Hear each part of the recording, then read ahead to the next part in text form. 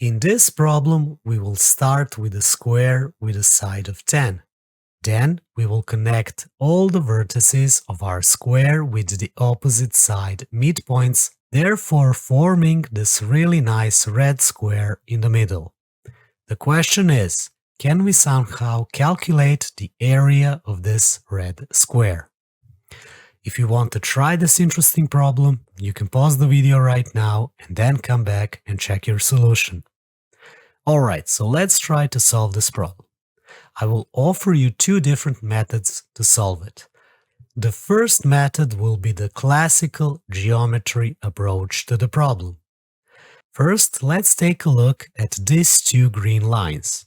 They are both connecting the vertices to the edge midpoints, so this means that those two lines are equal, but they are also parallel due to the symmetry of the square. The same thing applies for the other two lines.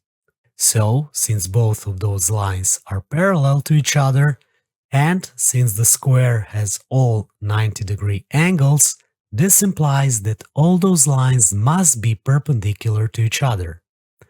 Now, let's have a look at the angle between one of those lines and the sides of the square. You can see that all the angles between the side of the square and those lines are actually congruent. So let's now have a look at these blue right triangles. Those triangles have two congruent angles, which implies that the third angle of those triangles must also be congruent.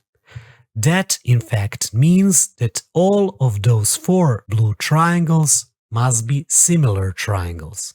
But, furthermore, we know that the hypotenuse of those triangles is equal to 5 because we know that our lines are connected to the midpoints of the side of the square. This implies that all those blue triangles are actually congruent by using angle-side angle theorem. Now we will use this in our favor. We will first mark the smaller leg of this right triangles as x and the bigger leg as y. Now we already know that due to the symmetry of the square, all those connecting lines are equal, and this means that all those lines are equal to the side of this inner figure plus x plus y, which means that our inner figure is actually a square because it has all 90-degree angles and all identical sides. So we can label the sides of our square as S. Now let's clear our image a little bit and let's have a look at our blue right triangle with the hypotenuse of 5 and the smaller leg of x.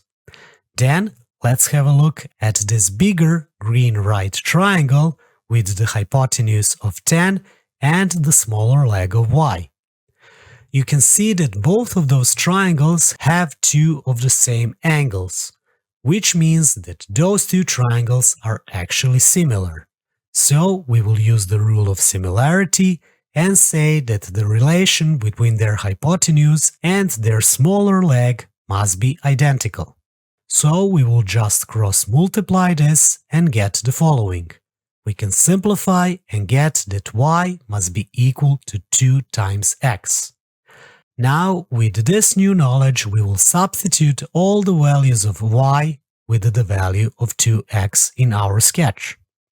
Next, we will again simplify our sketch a little bit and we will again have a look at our blue right triangle.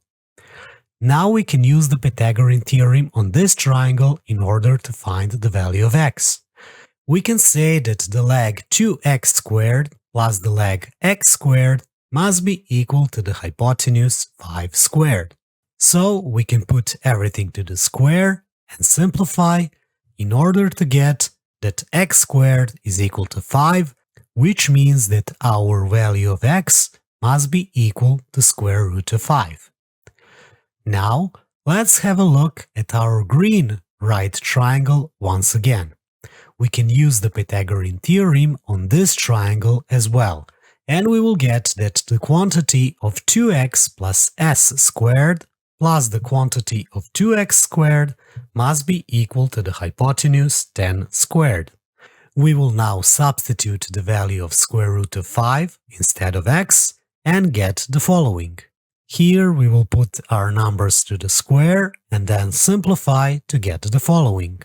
Now we can take the square root of both sides, that 2 square root of 5 plus s must be equal to square root of 80, which we can simplify as 4 square root of 5. Here it's pretty easy to conclude that the side of our square s must be equal to 2 square root of 5. Now it's easy for us to find the area of this red square, as the area is equal to the side s to the square, so we can just substitute the value of s, and we will finally get that the area of our red square is equal to 20 squared units, and this is our solution. Alright, so let me show you method number 2 now, and I promise you're going to love this one. It's out of the box thinking. First, we're going to find the area of our big square. This area is of course equal to the 10 squared, which is equal to 100. Now, from our previous method, we already proven that all those blue right triangles are congruent and they have the same hypotenuse, which is equal to the half of the side of our big square. So we can rotate them to get the following shape. Here you can notice that in this way we have formed these 5 congruent red squares. And the area of all those squares combined is equal to the area of our big square.